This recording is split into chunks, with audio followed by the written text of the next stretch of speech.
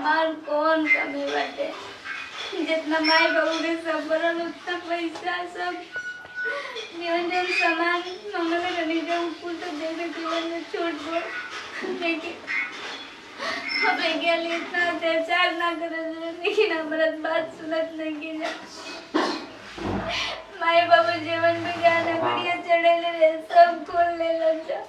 अब हम क्या करें कुछ नहीं किस लेके आई का गरीब घर के बेटी ऐसा घर में आज सुनते इतना दुख दिया जाला। हम ना जानत रही ना तो हम अपन बाबू ले कह के पिया है ना करे लेकिन घर में इतना दुख मिला था हम कैसे मायने बताए।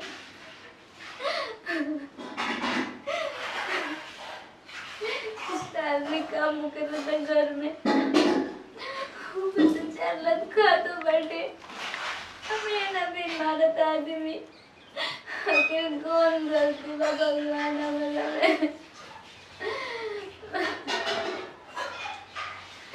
माई बाबू के मड़ई में तो मड़ई में रहे जगह मड़ई में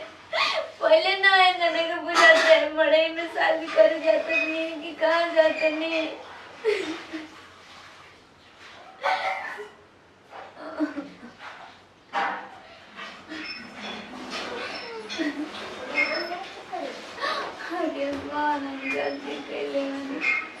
बार बार पी पी के आवे मारे हमके और न तो हमके धमकी देते रहे मारे पीटेंगे। माई बाबू कबू गेलस जाती तो 1 महीना कर दिए ना तो कोनो बात नहीं किया लेकिन आज 4-5 महीना हो गए हमें दिन और चला था आपके इतना मार होगा हम बहुत साथ नहीं तो बोलों के मार दे जा।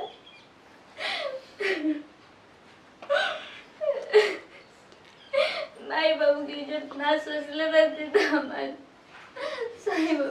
भाग दे रहते ना तो मरने रहते।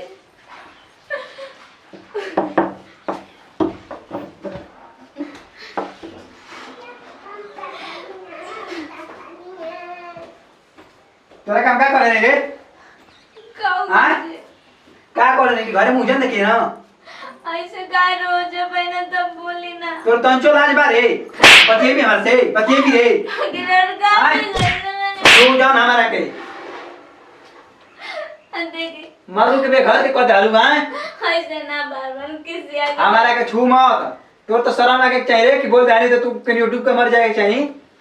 अगर काय डूब के मरे बताए ना कौन गलती कैले बानी कौन गलती करे बानी तू नहीं की गलती करे तोर माई बाबू गलती करे बाना हमारा सब बियाह क के तो माई बाबू के जोन सपरल दोन दे दिल सब जोन सपरल दोन दे देना जोन कोइले रह करार तोन काहे न देना का छी हमर घर के कमी हो कि खेत के कमी बता तो कुछ के कमी नहीं करने के का तू पहले रो मत तू रो मत कहीं की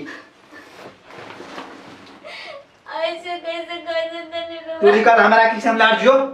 ऐसे मत करे कर भी उतरे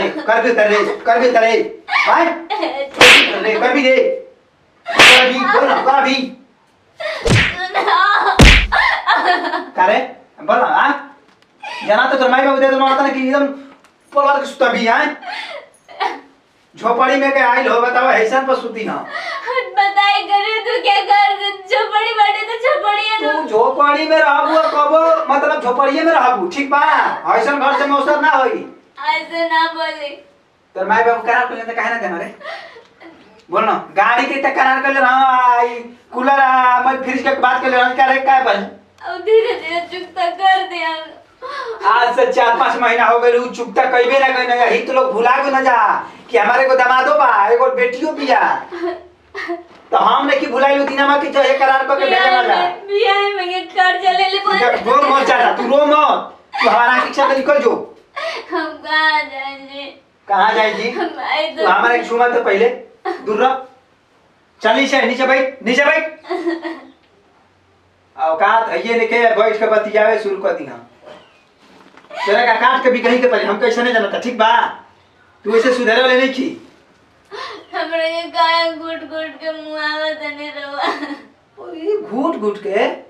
मोने का लेके आइल बाली कि हंस हंस के तो के खिलाई गोदी में कि आवे हमर धनिया सुत जा।